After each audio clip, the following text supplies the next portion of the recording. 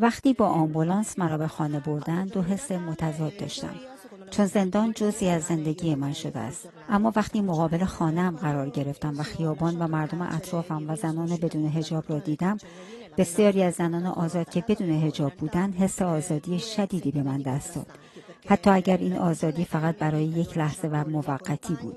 این حس مرا پر از شادی و خوشحالی کرد و من فریاد زدم زن، زندگی، آزادی. زندگی در زندان اوین زندگی است در میان دیوارهای تاریک یک زندان، اما یک زندانی میتواند همچنان برای آزادی، دموکراسی و برابری مبارزه کند و این بستگی به قدرت زندگی دارد که با وجود همه چیز در زندان ادامه می‌یابد.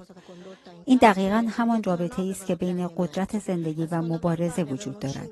هرچه بیشتر در زندان به مبارزه ادامه دهیم، بیشتر حس می‌کنیم که زندگی همچنان وجود دارد. من در حال نوشتن کتابی هستم که امیدوارم منتشر شود.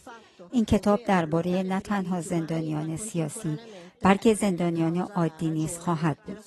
در حال حاضر می‌خواهم بیشتر در مورد استفاده از خشونت و تجاوز جنسی به عنوان ابزاری برای سرکوب زنان معترض به جنبش زن، زندگی، آزادی صحبت کنم. زیرا این استفاده سیستماتیک از طرف حکومت به منظور سرکوب این جنبش بسیار قابل توجه است.